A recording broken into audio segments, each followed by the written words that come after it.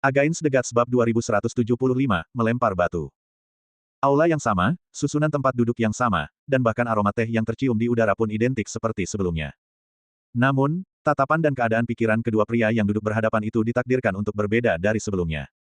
Berdiri di dekatnya, tangan Sangguan Helu tanpa sadar mencengkeram ujung pakaiannya, memperlihatkan ketegangan di hatinya. Tersembunyi di balik bayangan, aura yang dipancarkan oleh Meng Shouyuan beberapa kali lebih waspada dari biasanya, seolah-olah dia takut anak Dewa Shenluo tiba-tiba kehilangan kendali atas emosinya dan menyerang Yun Ce di dalam kerajaan penenun mimpi ini. Namun, sikap Yun Ce tetap sama seperti saat pertemuan pertama mereka, wajahnya menunjukkan 7 bagian senyum tipis dan 3 bagian kerendahan hati. Di wajah Dian Zhouxi, sedikit pun tidak terlihat jejak emosi negatif. Tatapannya hangat, dan sikapnya elegan dan tenang. Tidak ada aura permusuhan di antara mereka. Sebaliknya, mereka tampak seperti sepasang kenalan lama. Yun Ce memulai dengan pilihan kata yang sangat tepat dan sopan, ketika saudara Dian berkunjung, saya sedang melakukan kultivasi tertutup dan lupa menyapa Anda secara pribadi. Saya sungguh tidak sopan. Saya mohon maaf dan memohon pengertian saudara Dian. Dian Zhouxi menjawab dengan senyum tipis, anak Dewa Yuan, kamu terlalu berlebihan. Kunjungan saya kali ini memang agak mendadak. Saya baru saja mengetahui bahwa anak Dewa Yuan telah dianugerahi darah ilahi burung vermilion oleh pendeta ilahi Lingxian dan sedang berada di saat kritis untuk memurnikannya dalam pengasingan. Justru akulah yang seharusnya meminta maaf karena telah mengganggumu. Kerendahan hati dan kesopanannya tidak mengandung celah, tetapi cara dia memanggil Yun Ce telah berubah. Dia tidak lagi memanggilnya, Saudara Yun, tetapi, anak Dewa Yuan. Yun Ce seolah tidak menyadari perubahan panggilan itu dan berkata dengan santai, aku mendengar Saudara Dian telah tinggal di kerajaan penenun mimpi selama 10 hari. Bolehkah aku tahu, ada urusan penting apa yang membawamu kemari? Dian Zhouxi menggelengkan kepalanya, senyum pahit tersungging di bibirnya. Kemarahan ayah dewaku belum juga mereda. Aku memiliki banyak perbedaan pandangan dengannya mengenai filosofi dan persepsi. Awalnya, kami berdebat tanpa henti, tetapi kemudian, setiap kali dia melihatku, kemarahannya akan memuncak. Karena itu, aku hanya bisa berlindung untuk sementara ke sini, berharap amarahnya perlahan-lahan mereda. Yun Ce menatapnya dan berkata dengan nada yang sangat datar, alasan utama mengapa amarah Dewa Jue Luo sulit diredakan adalah, pertama, ketidakmampuannya menerima pukulan berat yang dilayangkan oleh 2 sahabat terdekatnya, dan kedua, penolakanmu untuk bertarung atau menunjukkan kemarahan. Jadi, Yun Ce sedikit mencondongkan tubuhnya ke depan, mengapa kamu tidak marah? Menghadapi pertanyaan yang tiba-tiba tidak ramah ini, Dian Zhouxi tidak menunjukkan gejolak emosi. Ia menjawab dengan tenang, mungkin bagi sebagian besar orang, mengakui bahwa seseorang lebih rendah dari orang lain adalah hal yang sulit. Tetapi bagiku, itu cukup mudah, meskipun saya disebut sebagai anak dewa nomor 1. Dia menatap Yun Ce tanpa mengalihkan pandangan, esensi ilahi, bakat, kemauan, kecerdasan, dan penampilan. Aku kalah darimu dalam segala hal. Pendeta ilahi Liu Xiao memohon agar nyawamu diselamatkan, pendeta ilahi Lingxian memberimu hadiah, dan kudengar, Kaisar Yuan bahkan memanggilmu secara pribadi. Dibandingkan denganmu, aku bukan sekadar lebih rendah. Banyak hal yang kamu miliki mungkin adalah hal-hal yang tidak dapat kucapai seumur hidup. Oleh karena itu, bagi Cai Li, kamu tidak diragukan lagi adalah pilihan yang lebih baik. Bahkan, mengesampingkan statusku sebagai mantan tunangannya, aku sangat percaya bahwa di dunia ini, hanya kaulah yang pantas untuknya. Kalau begitu, mengapa aku harus melawan atau marah? Itu hanya akan menyoroti ketidaklayakanku dan tanpa perlu meningkatkan rasa bersalah dan kecemasannya. Kata-katanya begitu jujur dan lugas sehingga Sangguan Helu yang berdiri di samping mau tak mau menoleh, matanya membelalak karena terkejut. Yun Ce mengangguk perlahan, aku berterima kasih kepada saudara Dian atas kejujurannya. Dian Zhouxi sedikit menyipitkan matanya dan berkata, reaksimu sangat berbeda dari yang kuharapkan. Kupikir kamu setidaknya akan menunjukkan beberapa saat ejekan yang tak terkendali, atau sikap meremehkan dan penghinaan dari seorang pemenang. Yun Ce berkata dengan serius, dari sudut pandang kerajaan Dewa Shenluo, mereka memang berhak menyalahkanmu karena tidak melawan. Dan orang-orang di dunia memang akan berbisik mengejek di balik bayangan. Lagi pula, sudah menjadi sifat orang lemah untuk tidak pernah melewatkan kesempatan untuk mengejek anak dewa nomor 1. Namun apapun itu, pengabdian sejati tidak seharusnya ditertawakan. Karena mungkin, itulah hal yang paling langka dan paling berharga di dunia ini. Dian Zhouxi tampak sangat terkejut. Kemudian, ia mulai tersenyum tipis, senyum yang lebih tulus dari sebelumnya. Kamu benar-benar pria yang luar biasa. Jika aku bisa menjadi temanmu, itu pasti akan menjadi keberuntungan besar dalam hidupku. Tapi sayangnya, pada akhirnya aku tidak bisa benar-benar menghapus keretakan di hatiku. Yun Ce membalas senyuman itu, sekalipun kamu bersedia, aku tidak akan mau. Karena aku sudah tidak percaya lagi pada keberadaan orang suci di dunia ini. Jika memang ada, maka ia pasti sedang mengenakan topeng orang suci. Hahaha. Dian Zhouxi tertawa terbahak-bahak, bagus, sangat bagus. Selama sebulan terakhir, semua tetua marah karena kurangnya ambisiku, memarahiku karena terlalu teliti, dan beberapa bahkan menertawakanku karena dianggap sebagai orang suci yang pengecut. Tetapi di seluruh kerajaan Dewa Shenluo, tidak seorang pun benar-benar mengerti aku. Tidak ada yang mengerti bahwa kurangnya amarah dan perjuanganku sebenarnya hanyalah tindakan egois untuk menyenangkan diriku sendiri dan memenuhi keinginanku sendiri. Sayang sekali, satu-satunya orang yang memahamiku justru. Dia menggelengkan kepalanya sambil tersenyum dan menghela napas panjang. Lalu tiba-tiba tatapannya berubah tajam, menembus langsung ke pupil Yun Ce. Jadi, waktu itu di Tanah Suci, di depan kediaman pendeta ilahi Ling Xian, semuanya adalah rancanganmu yang disengaja. Berbagai momen kegilaan Dian Sansi semuanya disebabkan oleh provokasimu selangkah demi selangkah. Itu benar. Menghadapi tatapan Dian Zhouxi, Yun Ce mengakuinya dengan kejujuran yang luar biasa. Tatapannya yang kembali sama sekali tidak menunjukkan sedikit pun rasa takut atau bersalah. Kamu 3 milenium lebih tua dariku. Kamu pasti memahami ikatan mendalam antara ketiga yang mulia dewa jauh lebih baik daripada aku. Oleh karena itu, masalah antara Caili dan aku akan melukai perasaan mereka, apapun cara pendekatannya. Dewa Huaxin dan Dewa Wumeng telah mencoba segala cara untuk meringankan situasi, mencari solusi yang sempurna. Namun, hidupku telah mengajarkanku bahwa salah satu hal paling berbahaya di dunia adalah keserakahan. Ingin mendapatkan semuanya seringkali justru berakhir dengan kehilangan segalanya. Secara pribadi, aku percaya pada prinsip menghancurkan untuk membangun kembali, memotong simpul Gordian. Lagi pula, demi Caili, aku bersedia menggunakan segala cara yang diperlukan. Kalimat terakhir itu adalah jawaban yang dia berikan kepada Kaisar Yuan, dan itu adalah jawaban yang paling mampu menyentuh hati Kaisar. Hal yang sama berlaku untuk Dian Zhouxi. Dian Zhouxi terdiam lama sebelum perlahan berkata, Sansi pernah mengatakan kepadaku bahwa kamu memiliki dua wajah. Ketika wajah yang lain terungkap, kamu tampak seperti iblis yang siap memangsa manusia. Kedatanganku di penenun mimpi kali ini juga dengan tujuan untuk menguji dirimu. Berapa banyak wajah yang kamu miliki atau seperti apa wajah aslimu tidak ada hubungannya denganku. Namun, aku tidak bisa tidak peduli apakah perasaanmu terhadap Caili itu tulus. Jawabanmu barusan. Aku bersedia mempercayainya sebagai jawaban yang tulus, bukan kebohongan. Lagi pula, demi Caili, kamu rela menyia-nyiakan karunia dua pendeta ilahi hanya untuk menanggung hukuman ganda menggerogoti kesengsaraan sendirian.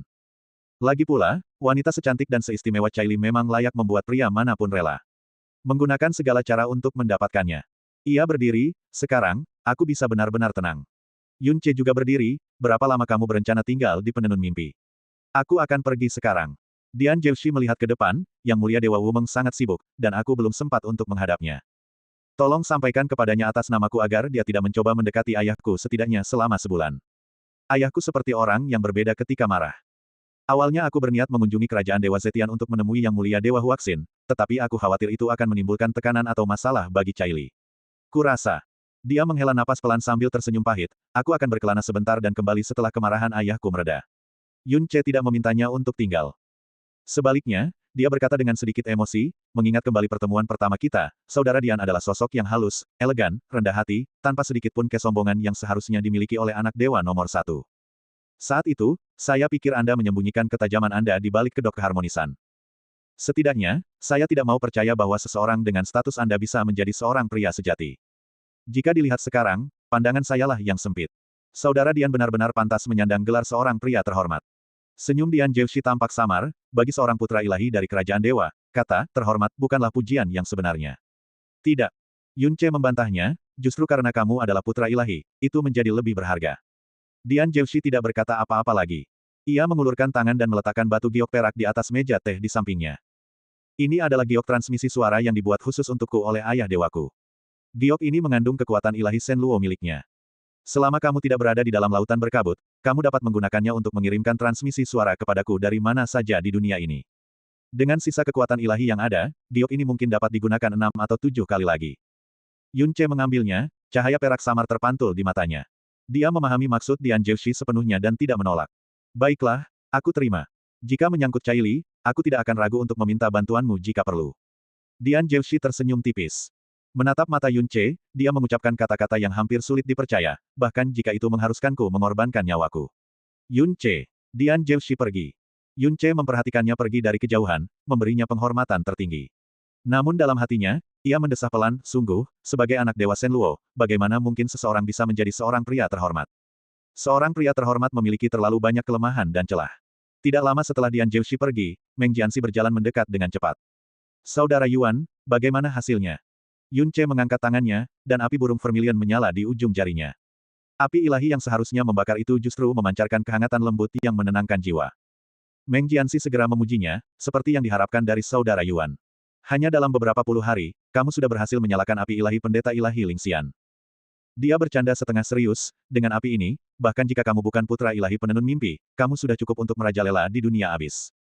Setelah memadamkan api, Yun Ce bertanya, bagaimana keadaan Yang Mulia Dewa Senior akhir-akhir ini? Meng Jianxi menggelengkan kepalanya sambil tersenyum tipis, berbagai aula impian terus-menerus berdebat tentang bagaimana mengalokasikan slot untuk tanah suci abadi. Beberapa tetua yang telah mengasingkan diri bahkan muncul kembali untuk memperjuangkan junior mereka. Itu baru satu masalah, dan itu sudah cukup untuk membuat ayahku pusing kepala. Pada titik ini, nada bicaranya berubah. Anak Dewa Shen Luo, dia tidak mengatakan sesuatu yang tidak menyenangkan barusan, kan? Yun Ce menjawab dengan senyum lebar, yang sebenarnya ingin kamu tanyakan adalah Long Jiang, kan? Hahaha. Meng Jianxi tertawa, seperti yang diduga, tidak ada yang bisa disembunyikan dari mata saudara Yuan. Tapi melihat ekspresimu, seharusnya tidak ada yang buruk. Saat aku melihatnya menyebut namamu di gerbang kerajaan tadi, nadanya dingin dan posturnya tegas. Kupikir dia mungkin memiliki pegangan terhadapmu karena waktu yang kamu habiskan berkelana di dunia ini. Lagi pula, mengingat ketenaranmu saat ini, untuk seorang gadis naga yang terluka dari ras naga, berani bersikap begitu agresif, aku khawatir dia memiliki dukungan. Itulah mengapa aku segera bertindak untuk menstabilkannya. Sekarang sepertinya aku terlalu banyak berpikir. Identitas Long Jiang sebagai anggota ras naga tidak bisa disembunyikan dari pandangan Meng Jianxi. Tidak, penilaian dan keputusanmu sama sekali tidak salah. Yun Ce memberikan pujiannya tetapi tidak menjelaskan lebih lanjut.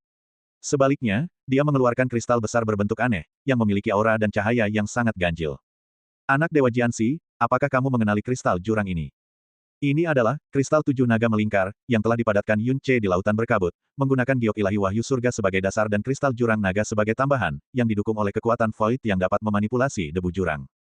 Kristal yang begitu besar dan aneh itu langsung menarik perhatian Meng Jianxi. Dia melangkah maju dengan cepat, indera ilahinya perlahan dan hati-hati menyapu kristal itu sebelum dia mengeluarkan seruan kagum, aura sebesar ini. Ini tidak diragukan lagi adalah kristal jurang tingkat tertinggi. Kristal ini mengandung napas naga yang samar, namun berbeda dari aura naga jurang manapun yang kukenal. Bahkan bentuknya pun belum pernah ada sebelumnya. Matanya bersinar terang, saudara Yuan, aku hafal semua varian kristal jurang yang tercatat di aula rahasia Xuanji, tetapi aku belum pernah melihat yang ini. Ini kemungkinan besar adalah varian yang belum pernah muncul di dunia sebelumnya. Bentuk kristal aneh itu menimbulkan kilasan familiar di benaknya, tetapi terlalu samar dan menghilang dalam sekejap. Saudara Yuan, dari mana kristal ini berasal? Mungkinkah ini juga hadiah dari gurumu? Tidak. Yun Ce berkata tanpa mengubah ekspresinya, saat aku berkelana di dunia dulu, aku dan Long Jiang saling berhutang budi. Kali ini dia datang untuk memberiku kristal ini demi melunasi karma masa lalu. Dengan kepribadiannya yang lebih keras dan dingin daripada batu jurang, hal yang paling tidak ia inginkan adalah berhutang budi pada seseorang. Dengan itu, dia mendorong kristal naga melingkar langsung ke arah Meng Jianxi. Yang terakhir buru-buru menangkapnya, ekspresinya serius. Jika bahkan anak Dewa Jianxi pun tidak mengetahuinya, sebaiknya kalian merekam gambaran mendalam tentang hal itu dan bertanya di kerajaan dewa lainnya atau tanah suci. Kalau tidak, jika kita mencoba menyelidiki efeknya sendiri, kita mungkin akan menyebabkan kerusakan. Benar. Meng Jianxi sangat setuju. Aku akan segera mengirim orang untuk menyelidiki. Jika varian kristal jurang sebesar ini dapat dimanfaatkan sepenuhnya, mungkin akan melepaskan kekuatan yang bisa disebut sebagai anugerah dari surga. Saat Meng Jianxi pergi, langkah kakinya dipenuhi kegembiraan dan urgensi yang tak terbendung. Bagaimanapun, apa yang dipegangnya kemungkinan besar adalah harta karun abis yang pertama kali muncul di dunia, harta karun yang mungkin akan mengejutkan seluruh dunia. Yun Ce perlahan menyipitkan matanya, diam-diam mengamati, kerikil kecil ini dilemparkan ke dalam danau yang tampak tenang. Dia akan menunggu dan melihat riak seperti apa yang bisa ditimbulkan di hati Shen Wuyanye oleh batu ini. Bab 2176, Tamu Tak Terduga. Kerajaan Dewa Malam Abadi. Kabut hitam menyelimuti langit, aura dingin menyapu daratan, dan bahkan angin dan embun pun diselimuti kesuraman yang menusuk tulang. Sejak Shen Wuyanye kembali dari Tanah Suci dengan rasa malu, seluruh kerajaan Dewa Malam Abadi diselimuti suasana yang sangat menakutkan. Hal ini terutama berlaku untuk ibu kota kerajaan Malam Abadi yang sudah gelap dan suram, tampaknya tiba-tiba tenggelam ke dalam kabut yang lebih menyeramkan dan mengerikan. Setiap inci ruang dan setiap hembusan udara membuat semua orang gemetar karena sesak napas. Dengan temperamen Shen Wuyanye yang mudah berubah-ubah, dia bisa meledak dalam amarah tanpa provokasi dan melakukan pembantaian tanpa sebab. Mudah untuk membayangkan bagaimana penghinaan yang dideritanya di Tanah Suci akan mengaduk amarah berbisa di dalam lautan jiwanya yang bengkok menjadi keadaan yang mengerikan. Hampir 2 bulan telah berlalu sejak kepulangannya, namun kabut di atas kerajaan Dewa Malam Abadi tidak menunjukkan tanda-tanda menipis. Dari langit yang keruh, jeritan mengerikan dewa tanpa cahaya, yang tanpa martabat ilahi dan terdengar lebih menakutkan daripada tangisan 100 juta hantu yang putus asa, masih terdengar dari waktu ke waktu, menyebabkan makhluk-makhluk yang terikat pada kegelapan gemetar dan menyusut ketakutan. Di depan aula ilahi Malam Abadi, para putri Malam Abadi yang dipaksa untuk melayani dalam jarak dekat berdiri dengan tubuh tegang dan wajah pucat pasi. Aura mereka setenang kematian. Mereka bahkan tidak berani membiarkan sehelai rambut pun bergerak. Namun, hari ini, sebuah aura akhirnya mendekati area tersebut dengan sendirinya, bergerak dengan sangat tergesa-gesa. Shen Wumingke melewati lapisan ki jahat yang tebal dan menakutkan, lalu berlutut dengan hormat di kaki tangga aula. Suaranya sangat pelan, namun tidak dapat menyembunyikan urgensinya. Mingke memohon audiensi dengan Yang Mulia. Ada masalah yang sangat penting. Keluar. Responsnya berupa raungan melengking yang cukup kuat untuk menusuk jantung. Para putri malam abadi yang berdiri di depan aula semuanya terhuyung, wajah mereka yang sudah pucat menjadi semakin pucat. Bibir seorang gadis perlahan meneteskan sedikit darah, namun tubuhnya tetap kaku. Dia tidak berani bergerak untuk mengurangi tekanan tersebut. Pergi dari sini. Raungan kedua meledak dari kedalaman aula suci seperti guntur yang membelah langit, membawa kebencian penghancur dunia yang menghantam keras Shen Wumingke. Setelah raungan itu, terdengar perintah kejam yang penuh kebrutalan, pergi dan sampaikan perintah ini, patahkan anggota tubuh setiap budak laki-laki. Mereka tidak diizinkan untuk sembuh selama 100 hari. Siapapun yang berani membangkang akan digiling menjadi pupuk. Tidak boleh ada sepotong pun mayat mereka yang tersisa. Tenggorokan Shen Wumingke bergetar. Dia tidak berani memberi nasihat, juga tidak pergi. Sebaliknya, dia berbicara dengan cepat, Mingke patuh. Namun, saya datang untuk melaporkan peristiwa besar. Kristal mendalam naga melingkar 7 lubang telah muncul di dunia. Dia berbicara dengan sangat cepat, langsung ke inti permasalahan. Jika tidak, dia takut tidak akan pernah memiliki kesempatan lain untuk berbicara, dan jika Shen Wuyanye mengetahuinya terlalu terlambat, kesalahan hanya akan ditimpakan padanya. Kabut gelap dan mengerikan yang bergejolak di dalam aula suci tiba-tiba membeku. Kemudian, suara serak Shen Wuyanye terdengar, "Apa? Apa yang kamu katakan?" Suaranya terdengar penuh kegembiraan, bahkan sedikit getaran yang tak terkendali. Itu sepenuhnya menekan amarah dan kegilaannya sebelumnya. Shen Wumingke dengan cepat memasang ekspresi serius. Ini menyangkut ambisi besar yang mulia. Bagaimana mungkin aku berani mengucapkan sepatah kata pun yang salah? Untuk memastikan tidak ada kesalahan, saya sendiri melakukan perjalanan jauh untuk mengamatinya secara diam-diam. Kristal jurang eksotis yang baru muncul ini memiliki panjang 2 kaki dan warnanya seperti tinta yang mengental. Bentuknya menyerupai naga yang melingkar dan marah, dan tubuhnya memiliki 7 lubang yang berbeda. Aura yang dipancarkannya jelas merupakan napas naga. Lebih jauh lagi, napas naga ini tidak hanya padat tetapi juga sangat aneh, sesuatu yang belum pernah saya lihat sebelumnya dalam hidup saya. Semua ini sangat sesuai dengan deskripsi dalam buku panduan rahasia, panjangnya beberapa kaki, berbentuk seperti naga melingkar, warnanya seperti tinta, tubuhnya dilengkapi dengan 7 lubang. Yang terpenting, napas naga uniknya tidak dimiliki oleh naga manapun yang saat ini ada di dunia ini. Bahkan jika seseorang ingin membuat tiruannya, itu tidak mungkin. Orang yang memperoleh kristal ini pun tidak tahu apa itu, apalagi namanya. Mereka saat ini sedang mencari rahasianya secara diam-diam, dan itulah sebabnya berbagai kerajaan mengetahuinya. Saat dia berbicara, bahkan putri-putri malam abadi di sampingnya pun dapat dengan jelas merasakan bahwa napas Shen Wuyanye menjadi beberapa kali lebih berat dan lebih kacau. Sebagai orang yang paling dekat dengan Shen Wuyanye, Shen Wumingke sangat memahami arti kemunculan, kristal mendalam naga melingkar 7 lubang baginya. Di mana? Itu. Sekarang. Nada suara Shen Wuyanye berubah total, menjadi sangat serak dan kasar sehingga hampir tidak bisa dimengerti. Shen Wumingke menarik napas pelan. Tempat kemunculannya agak tidak menguntungkan. Tempat itu berada di Kerajaan Ilahi Penenun Mimpi. Bang! Ledakan udara yang tak terkendali tiba-tiba meletus dari dalam aula.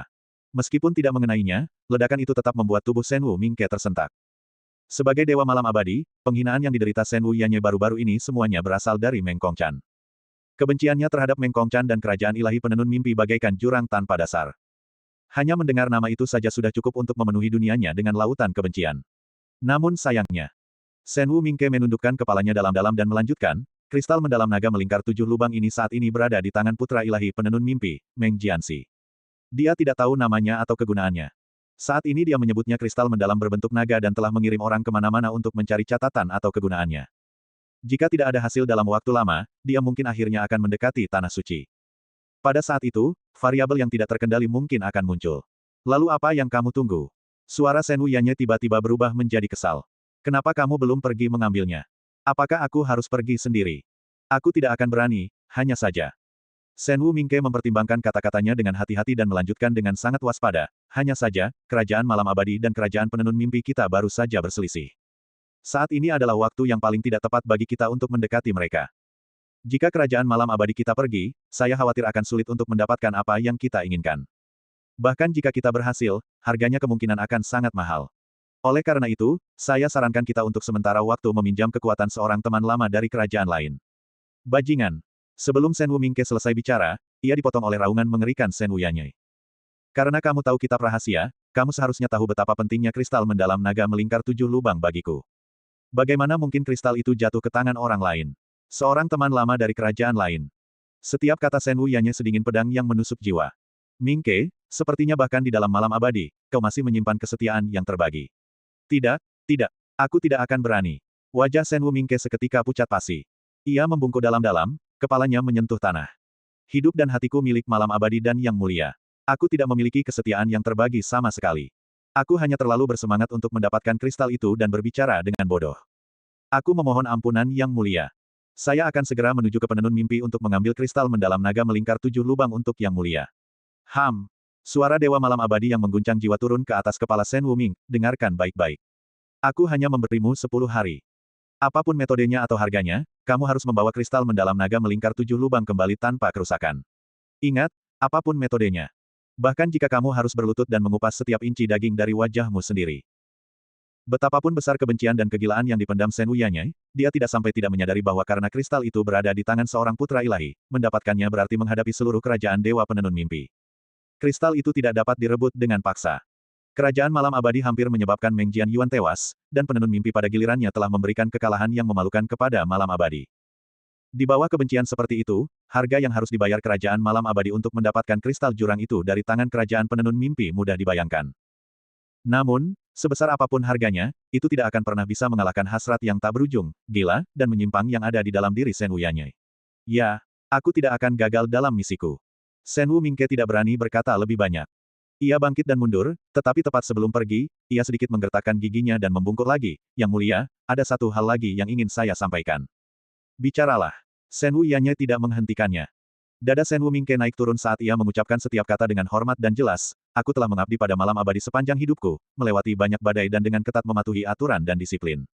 Aku tidak pernah percaya pada hal-hal seperti takdir atau berkah ilahi. Legenda mengatakan bahwa mereka yang memiliki hati kaca berkilau memiliki hati yang paling murni dan jiwa yang tembus pandang, dan hidup mereka dilindungi oleh Dao Surgawi. Aku selalu menganggap itu sebagai kekeliruan dan tidak pernah mempercayainya. Namun, sejak Wuyi tiba di malam abadi untuk berada di sisi yang mulia, kemurnian hatinya dan ketulusan perasaannya telah sepenuhnya melampaui kata kesetiaan. Selama itu menguntungkan keinginan yang mulia, dia telah berulang kali mengabaikan hidupnya sendiri. Pikirannya adalah pikiran yang mulia, keinginannya adalah keinginan Anda, dan arahnya kemanapun Anda menunjuk. Yang mulia pasti merasakan beban hati dan pikirannya jauh lebih besar daripada kita. Kitab rahasia dari masa lampau yang tersembunyi di dalam lautan berkabut itu juga ditemukan setelah Wuyi tiba. Dari 6 jenis kristal yang tercatat di dalamnya yang dapat menentang takdir, 3 di antaranya sangat langka sehingga muncul sekali dalam 10.000 tahun, dan 2 lainnya bahkan belum pernah tercatat sebelumnya. Namun, hanya dalam waktu sekitar selusin tahun, giok penguat hati berkilau, batu jiwa gelap, dan kristal pembersih kejahatan obsidian hitam semuanya telah berhasil ditemukan. Tanaman merambat hati jurang, yang belum pernah muncul sebelumnya, ditemukan oleh Wuyi di wilayah terlarang tidur dewa. Sekarang, kurang dari 2 bulan kemudian, kristal mendalam naga melingkar 7 lubang sudah dalam jangkauan. Untuk mencapai kesuksesan ini, bahkan kata, mukjizat, pun tidak cukup untuk menggambarkannya. Karena itu, aku tidak lagi berani meragukan keberadaan berkah surgawi. Dan berkah seperti itu semuanya karena kedatangan Wuyi, dan terlebih lagi karena arahan hatinya dan doa jiwanya. Yang mengejutkan semua orang, dan dengan cara yang hampir menyeramkan, Shen Wuyanya tidak menyela Shen Wu Mingke sepanjang pidato panjang ini. Shen Wu Mingke membungkuk dalam-dalam, saya sekarang sangat yakin bahwa selama Wuyi berada di sisi Anda, semua yang diinginkan yang mulia akan dikabulkan. Masa depan malam abadi pasti akan melampaui bahkan harapan tertinggi yang mulia. Ia mengambil risiko mengucapkan kata-kata ini dengan tujuan yang sangat jelas, ia berharap Shen Wuyanya akan memperlakukan Shen Wuyi dengan baik. Setelah keheningan yang mencekik, suara suram Shen Wuyanya terdengar lagi, jika kamu tidak dapat mengambil kristal mendalam naga melingkar 7 lubang, kamu akan tahu konsekuensinya. Pergi. Ya, Mingke pamit. Shen Wu Mingke mundur, dan setelah berbalik, ia menghela napas lega.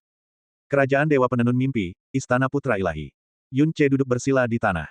Api menari-nari di antara jari-jarinya saat nyala api merah menyala berkelap-kelip dengan lembut. Bayangan samar burung-burung menari di dalam api sebelum menghilang, menyanyikan gerakan musik yang menyenangkan telinga dan menenangkan jiwa. Terkadang, kicauan burung itu jernih dan mengalir seperti pengakuan cinta yang syahdu, lembut dan penuh kasih sayang. Terkadang, bayangan itu hancur dan terbentuk kembali seperti mata air dingin yang membasuh batu, membersihkan semua ilusi. Dan terkadang, cahaya api meredup dan menyala tiba-tiba seperti giok yang pecah di atas nampan, kehangatannya yang syahdu membakar hati. Sangguan Helu, Liu Zanyi, dan Meng Ziyuan berdiri dengan tenang di samping. Jepit rambut mutiara di pelipis mereka bergoyang lembut, dan mata indah mereka dipenuhi dengan cahaya api merah menyala. Jiwa mereka telah lama melayang ke suatu tempat yang memabukkan. Barulah setelah Yun Ce menutup tangannya, memadamkan api dan bayangan burung, mereka akhirnya tersadar.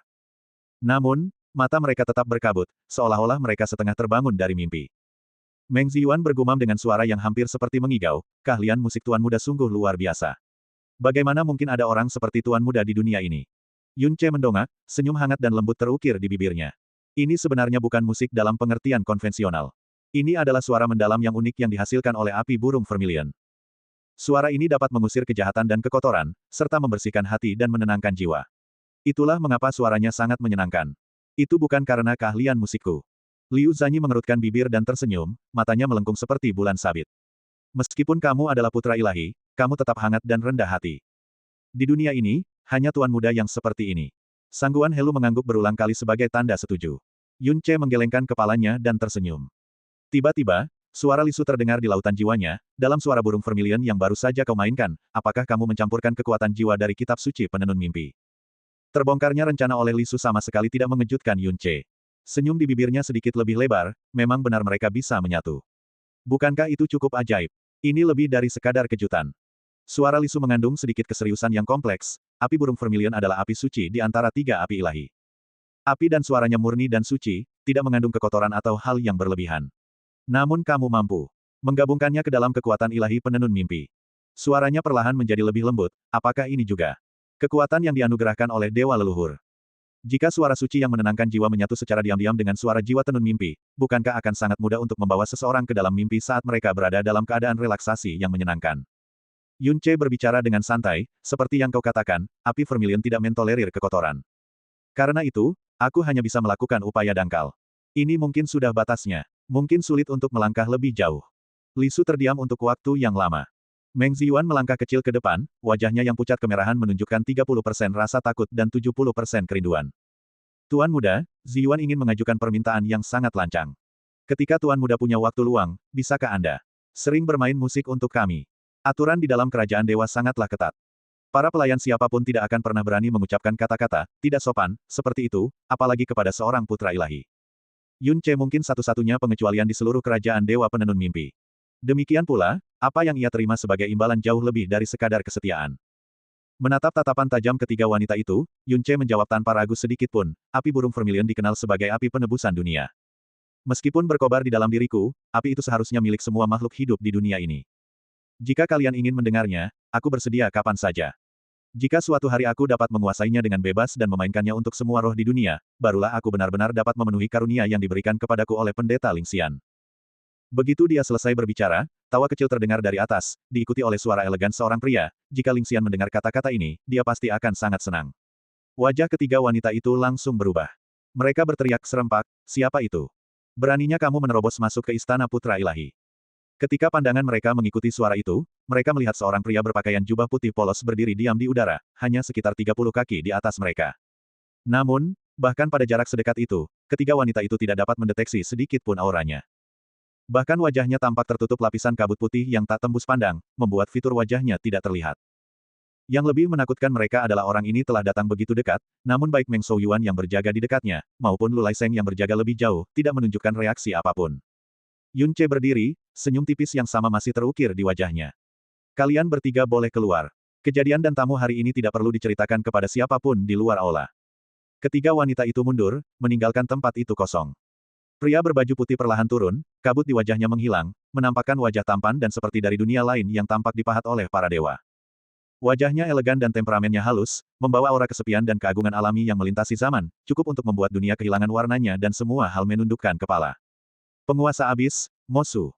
Saat keduanya kembali berhadapan, dinamika mereka bukan lagi hubungan tuan pelayan seperti pada pertemuan pertama mereka. Yun Ce menatapnya dari atas ke bawah dan berkata sambil tersenyum, kakak adalah penguasa abis yang terhormat, namun kamu sendiri telah datang ke tempat tinggalku yang sederhana ini. Kurasa pasti ada masalah besar yang perlu dibicarakan kepadaku. Sudut bibir Mosu sedikit berkedut. Meskipun masih agak kaku, jelas itu adalah senyum yang tulus. Sebenarnya tidak ada apa-apa. Aku hanya ingin mencari seseorang untuk diajak bicara. Yun Ce melebarkan matanya secara berlebihan, seolah tak percaya. Mosu duduk dengan santai di depan Yun Ce dan menghela napas. Dulu kupikir 3 juta tahun ini sudah membuatku terbiasa dengan kesepian. Tapi sejak bertemu dan mengenalimu di Tanah Suci, rasanya seperti aku menemukan tujuan lain dalam hidupku. Hanya dalam 2 bulan singkat, keinginan untuk berbicara telah muncul di hatiku belasan kali. Hahaha. Yun Ce tertawa dan ikut duduk. Seperti yang diharapkan. Bahkan penguasa tertinggi dari jurang, satu-satunya dewa di mata dunia, memiliki pikiran seperti manusia biasa. Mosu mendongak dan berbicara pelan, jika aku bisa menukar seluruh keberadaanku ini dengan 100 napas kehidupan manusia fana, aku akan melakukannya tanpa ragu sedikitpun. Sayangnya, hak apa yang kumiliki untuk memimpikannya kemewahan seperti itu? Jadi, Yun Ce menatapnya, kakak ingin membicarakan apa? Mosu menggelengkan kepalanya, aku tidak tahu. Bibir Yun Ce sedikit bergerak, dan dia tiba-tiba berkata, kalau begitu. Bagaimana kalau kita bicara tentang kamu dan Pan Xiao Dai? Penyebutan nama terlarang itu secara tiba-tiba menyebabkan aura Mosu langsung membeku.